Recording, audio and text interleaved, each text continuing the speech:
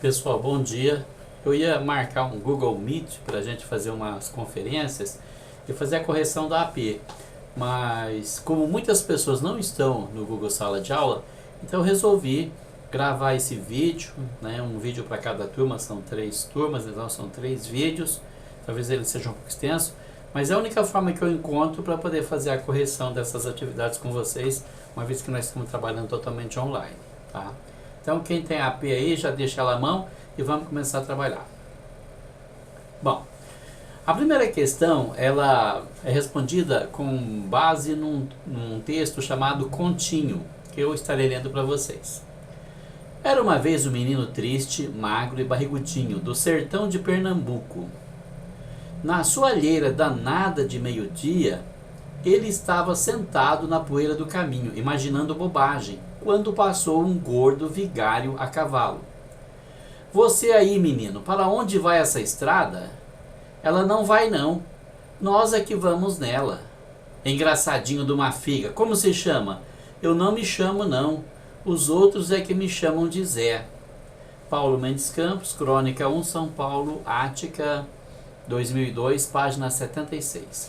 A primeira questão, em engraçadinho de uma figa, o uso do ponto de exclamação provoca o efeito de sentido de, primeiro, admiração, segundo, surpresa, terceiro, raiva, ou quarto, susto. Qual é o efeito de sentido que é provocado pelo ponto de exclamação? Observem como está escrito e tentem interpretar esse ponto de exclamação. Qual o efeito que é causado por ele? Engraçadinho de uma figa. Pense e responda. Isso mesmo, se você marcou a terceira alternativa, você percebe que a entonação da fala dele traduz justamente raiva, porque ele está fazendo uma pergunta falando sério, o outro está levando na brincadeira. Então ele ficou nervoso e demonstrou ira na fala dele. Então para isso é que servem a pontuação, saber escolher os pontos certinho, se é ponto final, se é ponto de interrogação, se é ponto de exclamação. Isso é muito importante. Tem muitas pessoas que confundem os pontos, vai fazer uma interrogação e põe um ponto de exclamação. Vai exclamar alguma coisa? Põe ponto final. Então é importante saber usar os pontos, a pontuação certinha. Ali nós temos também, na questão número 1, a reticências, que são aqueles 3 pontinhos quando parece que a fala é interrompida de alguma forma. Você vai falando, de repente para, então fica aqueles 3 pontinhos que representam a pausa na fala ou a interrupção da fala. Bom, na questão número 2, nós temos outro texto, aliás, a questão 2 e 3. Leia o texto e responda as questões 2 e 3. Miss Experience será inaugurado com exposição sobre Leonardo da Vinci em São Paulo. A mostra Leonardo da Vinci, 500 anos de um gênio, será apresentada a partir do dia 2 de novembro. O Miss Experience é o novo espaço do Museu da Imagem e do Som, que será inaugurado no dia 2 de novembro com a exposição Leonardo da Vinci, 500 anos de um gênio. O objetivo do novo espaço é oferecer uma experiência imersiva aos visitantes que poderão conhecer a vida e o legado do artista italiano. A mostra apresentará 18 áreas temáticas que contam a trajetória do gênio renascentista e trazem réplicas de máquinas desenhadas pelo artista italiano que lançou as bases para algumas das invenções mais notáveis da sociedade moderna, como o helicóptero, o automóvel, o submarino, o paraquedas e a bicicleta. Os visitantes terão ainda uma experiência multissensorial, com animações gráficas em alta definição, com conteúdo multimídia e narrativa em áudio. Criada em parceria com o Museu Leonardo da Vinci em Roma, a exposição foi concebida pela Grande Exhibitions e conta com a colaboração de diversos especialistas e historiadores da Itália e da França.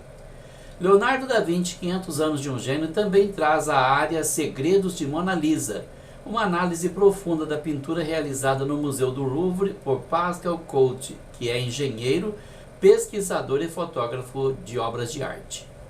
Bom, baseado nesse texto, a questão número 2. O Museu da Imagem e do Som criou um espaço exclusivo para a mostra de Leonardo da Vinci com o objetivo de a. Colaborar com especialistas e historiadores da Itália e da França. B. Trazer réplicas de máquinas desenhadas pelo artista italiano. C. Analisar a pintura realizada no Museu do Louvre. Ou D. Oferecer uma experiência imersiva aos visitantes. Se for preciso, retomem o texto, analisem direitinho, procurem qual é o objetivo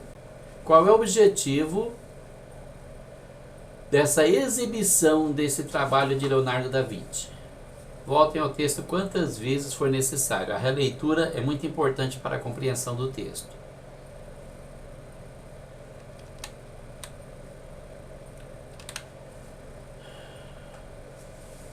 Muito bom. Se você prestou atenção, encontrou o objetivo correto, você vai perceber que a resposta certa é a letra D. O objetivo dessa exibição é oferecer uma experiência imersiva aos visitantes, ou seja, uma experiência mais profunda a respeito da obra de Leonardo da Vinci. Ok? Muito bom. Vamos para a questão número 3, também baseada no mesmo texto. A finalidade do texto é: letra A. Apoiar a inauguração no Museu da Imagem e do Som. Letra B. Descrever a vida de Leonardo da Vinci no Miss Experience. Letra C. Oferecer ingressos para a mostra no Museu da Imagem e do Som. Ou letra D. Informar sobre a mostra de Leonardo da Vinci no Miss Experience. Volte ao texto novamente se for preciso. Reflita antes de responder, depois marque a sua resposta.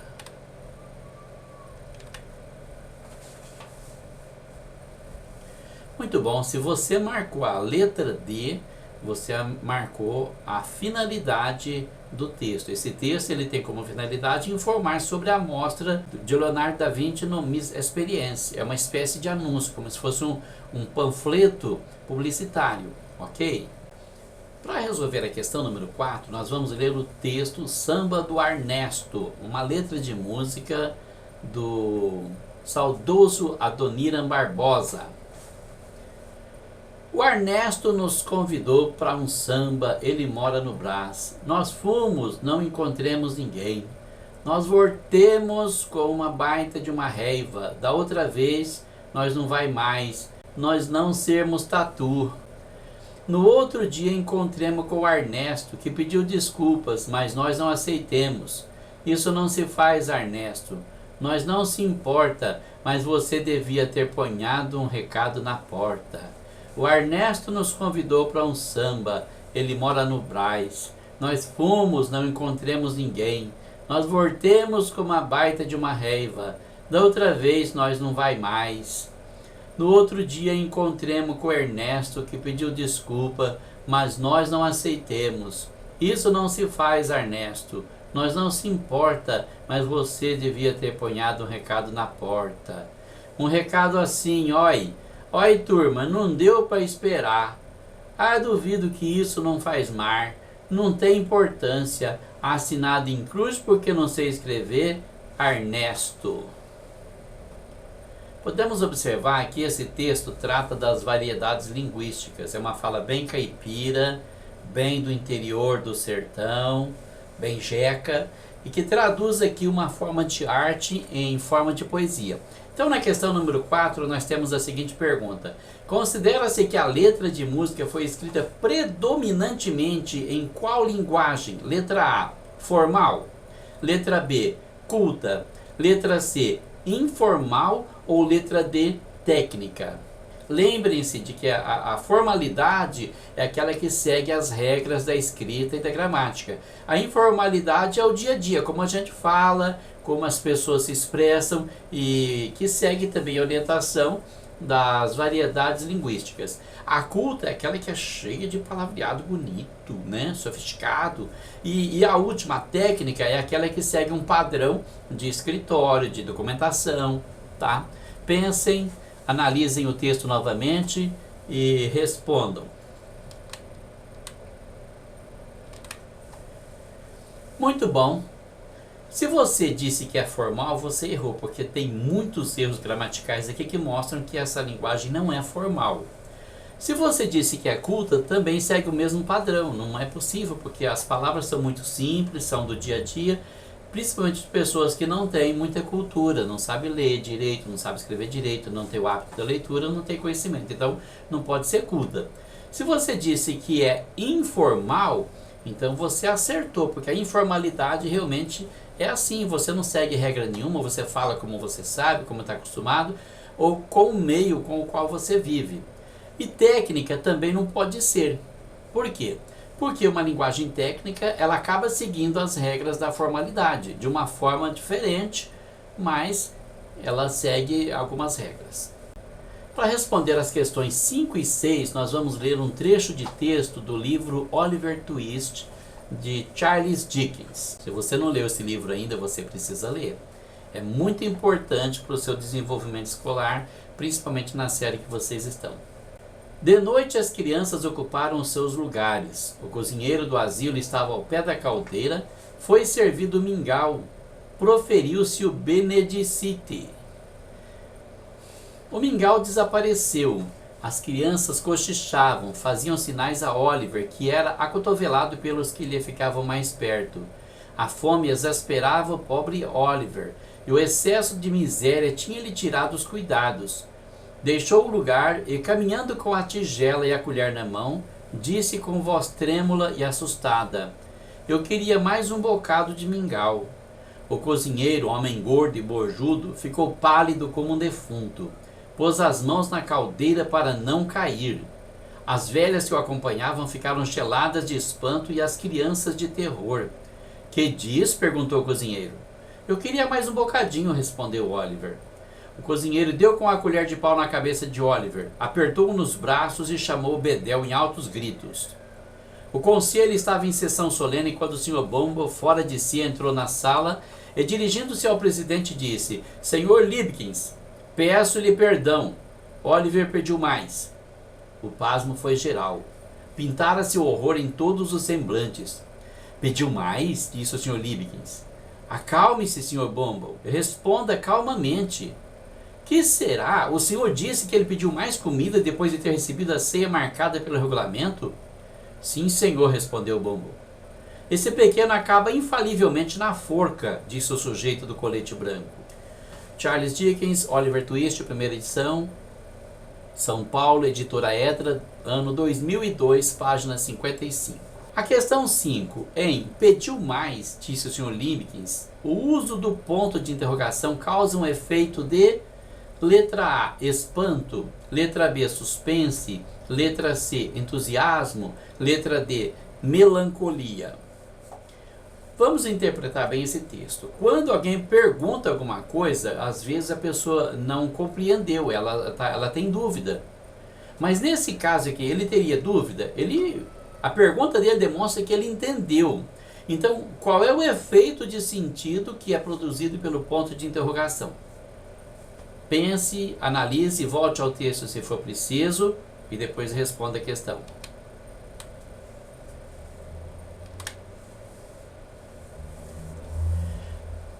Muito bem, se você marcou a letra A, você acertou, porque o que acontece é justamente isso. Ele compreendeu perfeitamente o recado. Quando o Sr. Bobo disse que ele pediu mais, ele compreendeu, foi por isso que ele perguntou, pediu mais? Ou seja, eu compreendi, mas tô assustado, tô abismado com uma coisa dessa, como que ele pode pedir mais comida? Né? Se você ler o livro, você vai entender a miséria em que eles viviam. As crianças, pelo menos, né? Porque os adultos se alimentavam bem, mas as crianças viviam daquela raçãozinha, então ele se espanta porque ele acha que o cara tem que ser grato apenas e mais nada, não pode ter mais fome, não pode pedir mais. Precisa ler o texto para compreender. É uma história muito bonita, triste, mas tem um final feliz. Suspense não é porque ele não está na expectativa de algum acontecimento que pode suceder a qualquer momento. Também não é entusiasmo. Entusiasmo seria o contrário, né? Ele está assustado. Como que ele pode pedir mais? Ele deveria ficar agradecido pelo que ele recebeu e pronto, né? Melancolia também não. Melancolia é tristeza, é amargura, né? Então não tem nada a ver. Olha como que o ponto de exclamação ele pode trazer vários efeitos de sentido. Ele pode trazer espanto, ele pode trazer dúvida, também pode ser ironia, né? Mas suspense não, entusiasmo, melancolia também nada a ver. É muito importante na hora de pontuar o seu texto, saber escolher o ponto certo, se é o ponto de interrogação, se é o ponto de exclamação, se é o ponto final, se é reticências, para que você realmente consiga expressar aquilo que você está tentando passar para a pessoa que vai estar lendo o seu texto. É muito importante fazer a revisão do texto, fazer a reescrita e prestar atenção na pontuação. Ponto e vírgula são essenciais. Quanto à questão número 6, também baseada no mesmo texto, a palavra em destaque em "a fome exasperava o pobre Oliver". Essa palavra exasperava pode ser substituída sem prejuízo de sentido por letra A, acovardava, letra B, desesperava, letra C, acalmava, letra D, distraía. Qual seria a resposta certa? Volte ao texto quantas vezes for necessário, analise bem o texto e marque a resposta que você acha que é a mais certa.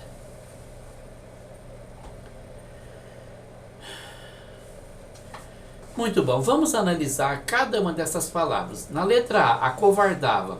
Será que a fome deixava ele covarde?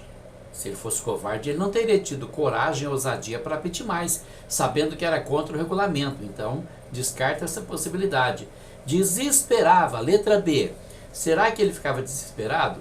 Bom, isso faz muito sentido, porque realmente, sabendo que era proibido pedir mais comida, se ele pediu mais é porque realmente ele estava desesperado. Ele sabia que ia passar mais uma noite com fome e, tentando fugir dessa situação, ele arriscou tudo ou nada. Ele foi lá e pediu mais. Acabou levando uma colherada de pau na cabeça e as outras consequências vieram depois. Vamos descartar as outras possibilidades, né? Acalmava, distraía, já não faz nenhum sentido. Então nós vamos passar agora para o próximo texto, que vai nos trazer também algumas questões. Leia o texto e responda as questões 7 e 8. Baixo nível do rio Tietê em Salto assusta visitantes e moradores. Mãe Natureza fica triste. Vazão caiu quase pela metade. De 300 metros cúbicos por segundo foi para 180. No sábado, dia 2, a espuma sumiu e as pedras apareceram. Por Priscila Mota, TV Tem, 4/11/2019, às 9h15 da manhã. Temos a ilustração, uma foto. Baixo nível do rio Tietê em Salto assusta visitantes e moradores. Foto, reprodução TV. Visitantes e moradores se assustaram com a situação do rio Tietê em Salto, São Paulo, no fim de semana. O nível da água caiu bastante no sábado.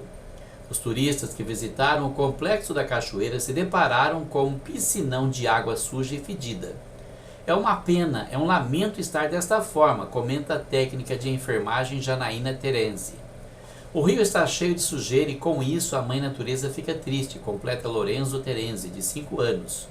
Em menos de uma semana, a paisagem do Tietê mudou 2 vezes. Reflexo da seca e da poluição da região metropolitana de São Paulo, que continua sendo despejada diariamente no rio.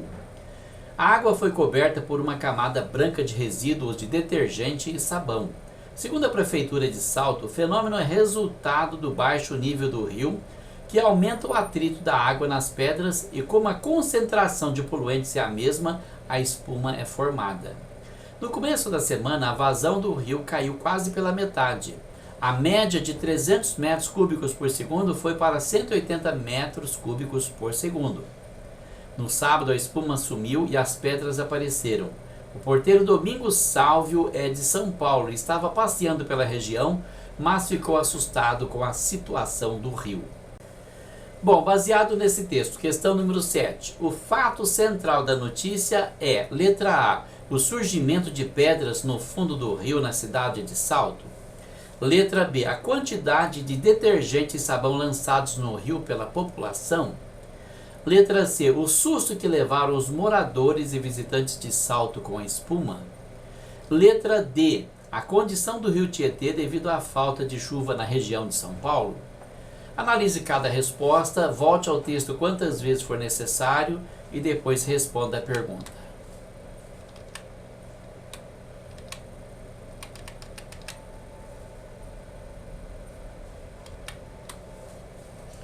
Muito bom, vamos analisar cada uma das respostas. A primeira, na letra A, seria o surgimento de pedras do fundo do rio na cidade de Salto? Esse é o fato central da notícia. É isso que é importante ressaltar? Acho que não. Tem outra coisa mais importante do que isso, né? Porque as pedras do fundo do rio é normal, na seca, geralmente a água baixa e aparecem as pedras, é um fenômeno perfeitamente normal. Letra B, a quantidade de detergente e sabão lançados no rio pela população também não é isso que é abordado no texto, na notícia, perdão. Letra C, o susto que levaram os moradores e visitantes de Salto com a Espuma. Ninguém está preocupado com o susto de ninguém, estão preocupados com o quê? Com o meio ambiente, fala-se da natureza. Então, na letra D nós encontramos a resposta mais coerente. É a condição do rio Tietê devido à falta de chuva na região de São Paulo. Estão preocupados com isso, é isso que está sendo informado, não é? Que isso causa todas as outras coisas, o surgimento da espuma, o surgimento das pedras do fundo do rio, né? A quantidade de detergente e sabão que são lançados no rio pela população, apesar de estar baixo, de ter pouca água, e acaba poluindo muito mais ainda.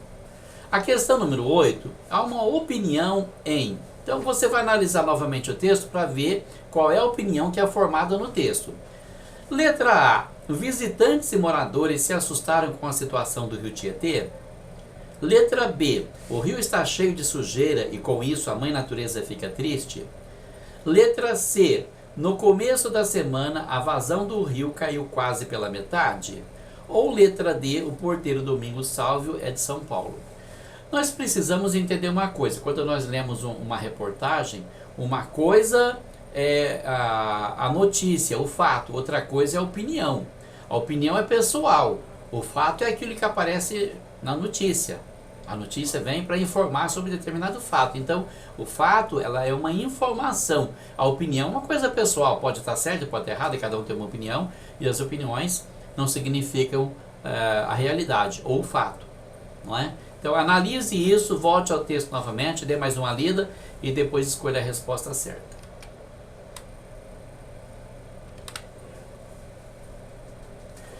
Muito bem, analisando cada uma das respostas. Na letra A, visitantes e moradores se assustaram com a situação do rio Tietê? Não, isso não é opinião, isso é um fato, eles realmente se assustaram, né? Então, é um fato que está expresso na notícia. Letra B, o rio está cheio de sujeira e com isso a mãe natureza fica triste. Você vai perceber que isso aqui não é um fato, né? Porque a mãe natureza não é um ser, não existe, mas a criança expressa o que? É a opinião dela a respeito do que ela está vendo no rio. Então você percebe que a letra A mostra um fato, a letra B mostra a opinião. Na letra C, no começo da semana, a vazão do rio caiu quase pela metade. Isso aqui também é um fato, aconteceu, está sendo noticiado, não é opinião. A letra D, o porteiro Domingos Sálvio é de São Paulo. Isso aqui também não é opinião, é um fato. Ele realmente mora em São Paulo e estava passeando por ali e viu e até foi entrevistado. Então nós estamos separando fato de opinião. Leia o texto e responda as questões 9, 10 e 11. Brasil se inspira no Uruguai para adotar políticas para idosos. Deputadas brasileiras viajaram para o Uruguai para conhecer iniciativas e políticas públicas de atenção às pessoas idosas. Por Agência Brasil, 6 de junho de 2019, 12h40. Deputadas brasileiras viajaram para o Uruguai, o país mais envelhecido da América Latina, para conhecer iniciativas e políticas públicas de atenção às pessoas idosas. As parlamentares cumprem uma agenda de compromissos e reuniões com autoridades e instituições especializadas em cuidados de idosos desde ontem até amanhã. A iniciativa da viagem se deu na Comissão de Defesa dos Direitos da Pessoa Idosa, pela necessidade que tínhamos de conhecer e poder aprofundar a nossa política de cuidados com o idoso em nosso país. Temos informações de que, no Uruguai, há uma política sendo desenvolvida com este objetivo. Como nós pretendemos fazer um seminário internacional ainda este ano para debater a questão na Câmara dos Deputados, viemos até o Uruguai para conhecer a sua experiência, afirmou Lídice da Mata, à Agência Brasil. Para os integrantes da comitiva, o modelo que o Uruguai adota nos cuidados com a população mais velha pode servir de inspiração para o Brasil. O que nos chamou a atenção aqui no Uruguai é que uma política instituída por lei, então ela tem continuidade. É um modelo que eu acredito que a gente pode ter como referência. talvez não em sua totalidade, mas muitas coisas dá para aproveitar e adaptar, relatou uma das deputadas. Muito bom, a questão número 9. Quanto aos direitos dos idosos no texto, as deputadas pretendem: letra A. Avaliar alguns pontos da política uruguaia para debatê-las no Brasil. Letra B. Levar as políticas públicas brasileiras do idoso para ajudar o Uruguai. Letra C. Denunciar o Uruguai no Seminário Internacional do Idoso no Brasil. Letra D. Utilizar o modelo uruguaio de proteção ao idoso em sua íntegra. Releiam o texto e marquem a resposta certa.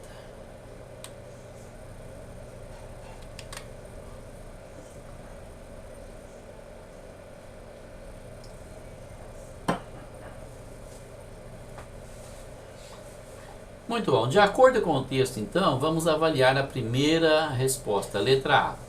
Avaliar alguns pontos da política uruguaia para debatê-los no Brasil. É isso que está dizendo o texto? Sim, com certeza. Foram analisar para ver como são esses pontos da política uruguaia, para trazer aqui, para fazer um debate, para ver se é possível implantá-las no Brasil para ajudar os idosos brasileiros. A letra B, levar as políticas públicas brasileiras do idoso para ajudar o Uruguai? Não, com certeza não. Parece que está sendo exatamente o contrário. Letra C, denunciar o Uruguai no Seminário Internacional do Idoso no Brasil? Não, nada a ver com denúncia, estão apenas estudando as iniciativas do Uruguai para ver se é possível usá-las no Brasil também. Então descarta essa questão aqui. A letra D, utilizar o modelo uruguaio de proteção ao idoso em sua íntegra. Olha, essa resposta parece certa, mas analisa bem uma coisa. Eles querem utilizar o modelo uruguaio, mas não na íntegra, não na totalidade. Apenas uma parte, ver os pontos que são importantes para debater no Brasil, para ver se é possível implantar aqui. Na íntegra, isso aí já inutiliza a questão. Questão número 10. No trecho muitas coisas dá para aproveitar, o termo em destaque dá representa. Letra A, norma padrão, que é aquela norma culta que segue as regras gramaticais, não é? Letra B, variação regional. O que seria variação regional? São as línguas faladas em cada região. Nós temos o mineirês, nós temos o carioquês, nós temos o gaúchês, nós temos o nordestinês. E vocês sabem do que eu estou falando, né? O gaúcho é tchê, o paulista é mano, né? A gente já sabe, é isso aí, né, mano? O mineirês é o ai sou, danado de bom. E outros mais, como o nordestinês, né? Ó, gente, bichinho. Então, são variações regionais que às vezes aparecem no texto. Então, ele diz assim: muitas coisas dá para aproveitar. O verbo dá, do jeito que ele foi escrito ali, ele é uma variação regional, ele é uma norma padrão, ou ele é uma marca de oralidade, ou é dialeto antigo. Então, vamos analisar cada uma delas. Eu falei sobre norma padrão e variação regional. Letra C, o que é marca de oralidade? Quando você escreve um texto, escrevendo palavras como se estivesse falando. Você sabe que você não fala como escreve e não escreve como fala. Quando você fala, você erra muito, porque a nossa língua, ela é assim, né? Ela não permite você ficar falando tudo com seus S's e R's direitinho. Então, a gente acaba errando alguma coisa na hora de falar, né? Por exemplo, eu falo assim, eu vou estudar. O certo seria, eu vou estudar, mas você não vai falar assim, você vai falar que você é muito fresco. Então, a gente acaba falando no dia a dia, acaba falando errado, mas você não pode escrever como fala, nem falar como escreve. Agora, quando você escreve um texto, escreve como se estivesse falando, então, nesse caso, você tem uma marca de oralidade. Capite? Na letra D, o dialeto antigo. O dialeto antigo, nós temos um termo para isso, nós chamamos isso de arcadismo. Aquelas palavras antigas que já não se usa mais, como voz me ser, vossa mercê, e assim por diante. Então, a pergunta é, muitas coisas dá para aproveitar. Nesse trecho, o termo em destaque, verbo dá, ele representa uma norma padrão, variação regional, marca de oralidade ou dialeto antigo. Pense direitinho, volte ao texto quantas vezes precisar e marque a resposta certa.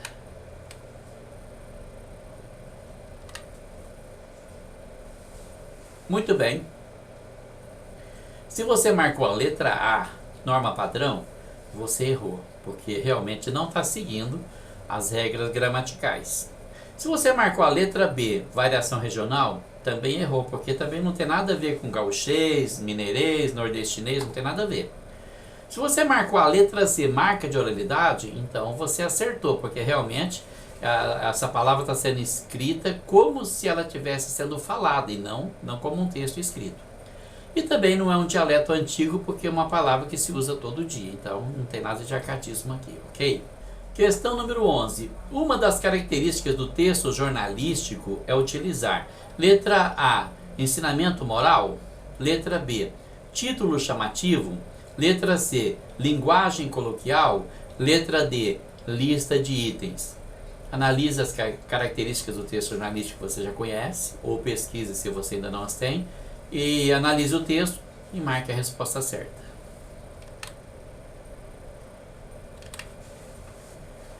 Muito bem, se você marcou a letra A, ensinamento moral, você errou. Porque o que traz o ensinamento moral são as fábulas. Letra B, título chamativo, então você acertou, porque realmente todas as notícias de jornais, né, uma das características é pôr uma manchete, um título que chama a atenção do leitor para que ele se interesse em ler a notícia. Se não for um título bem chamativo, bem interessante, você já nem vai ler a matéria, não é? Letra C, linguagem coloquial? Não, tem ali uma marca de oralidade, mas é apenas uma fala de uma das deputadas, não é nem o texto escrito pelo jornalista. É apenas uma marca de oralidade, não tem nada a ver com linguagem coloquial.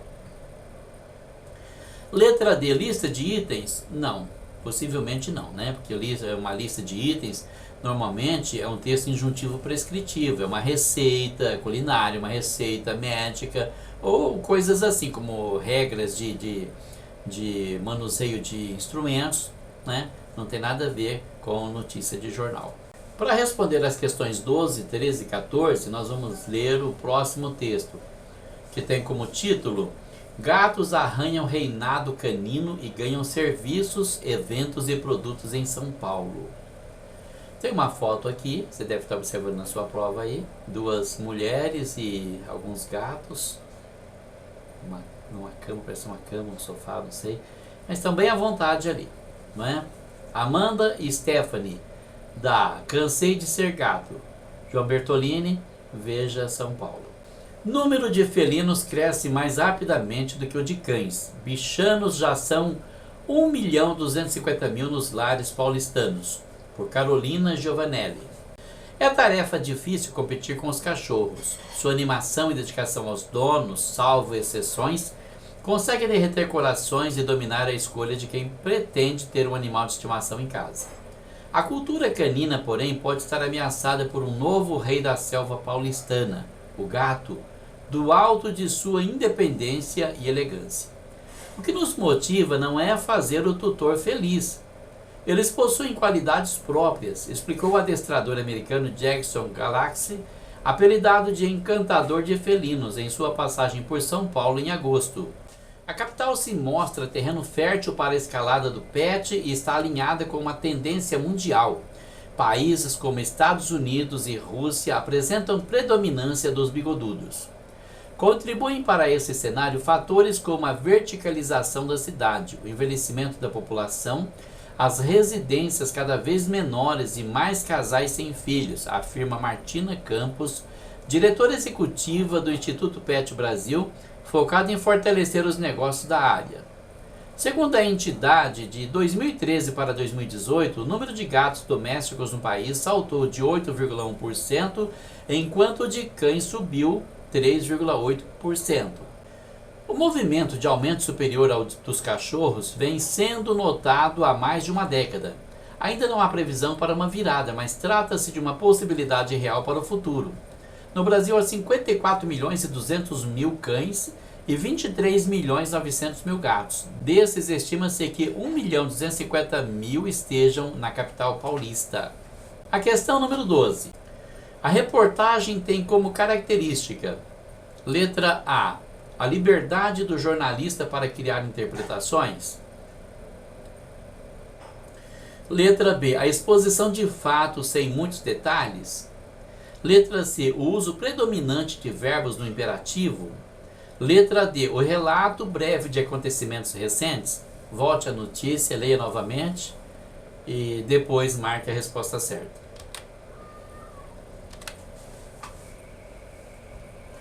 Muito bom.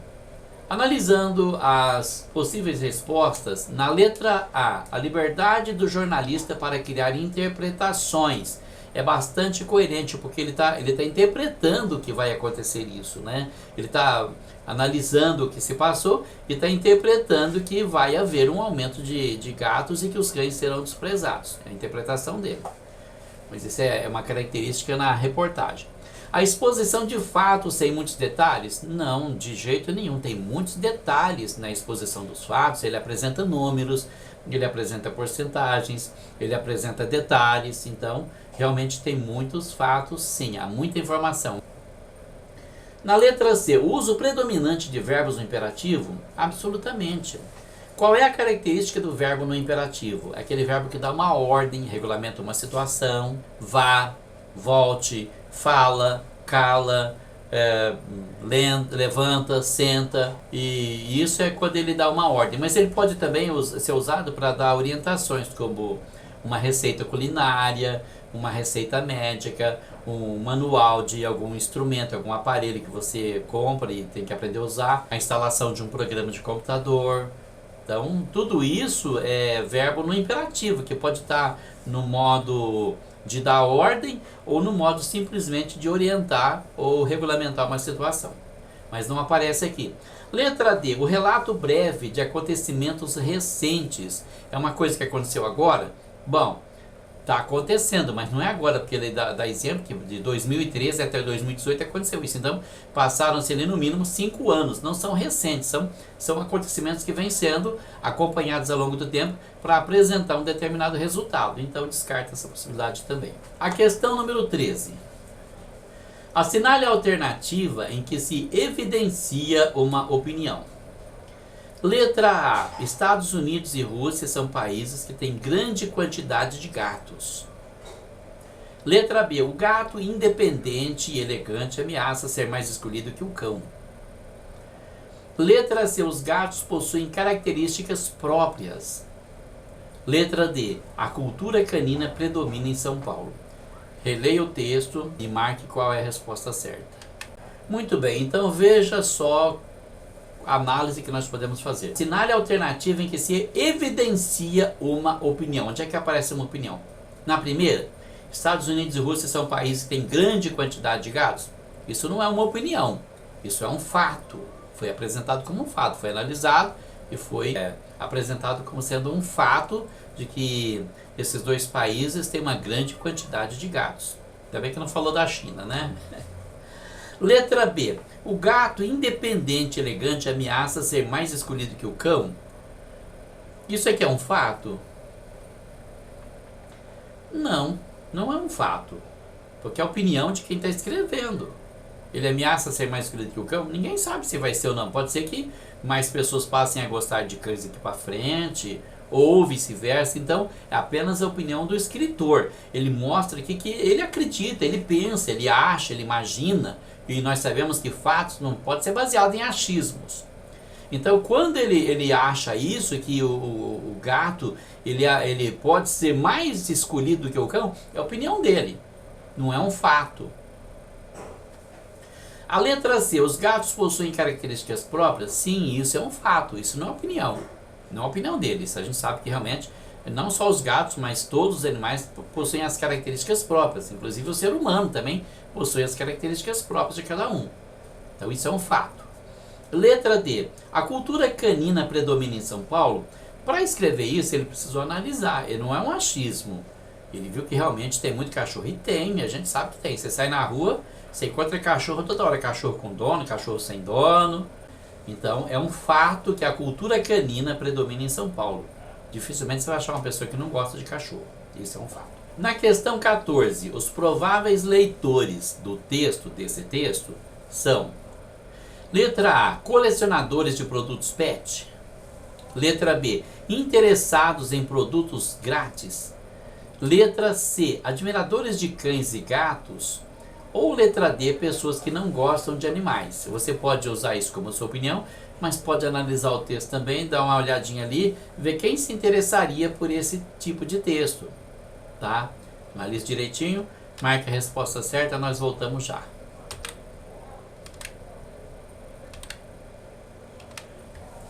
Poderíamos dizer que são colecionadores de produtos pet? Eu acho que não. Não tem nada a ver com o texto que foi expresso. Inclusive porque pet diz respeito a todos os animais de estimação. E ali está falando apenas de dois, né? O cão e o gato. Interessados em produtos grátis?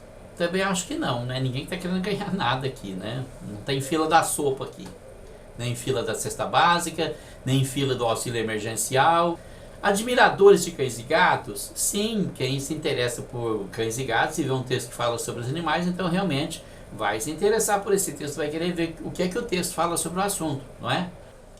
Letra D, pessoas que não gostam de animais? Não, definitivamente não.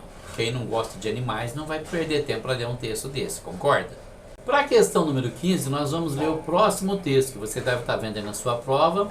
Animal não é brinquedo, sente fome, frio e medo. Vamos ler o texto. Por isso não pode ser descartado e deixado à própria sorte nas ruas. Quando você leva um animal para a sua casa, a responsabilidade pela vida e a qualidade de vida desse animal é sua. Posse responsável. Maltratar ou abandonar animais é crime previsto em lei. É como abandono de incapacitado. Pode ser até que o cãozinho te perturba, latindo bastante, atrapalha seu sono, perturba alguém, mas você precisa dar um jeito de controlar ele e manter ele ali para você cuidar dele. Não pode mandar embora, né? Tocar, desprezar. Isso não é ser humano. A questão número 15. A expressão deixado à própria sorte nas ruas significa, letra A, abandonar o animal nas ruas. Letra B, achar um novo lar para o animal. Letra C, encontrar um animal nas ruas. Ou letra D, doar o animal no pet shop. Analisa bem e marque a resposta certa. Nós voltamos logo.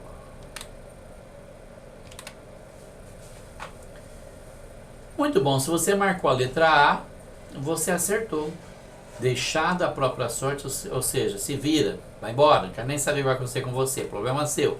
Abandonar o animal nas ruas. Porque achar um novo lar para o animal não tem problema nenhum, seria perfeito. Você não quer mais o cãozinho, achou um amigo que quer dar para ele, leva embora e acabou. Melhor que você abandonar ele na rua. Encontrar um animal nas ruas? Com certeza não, né?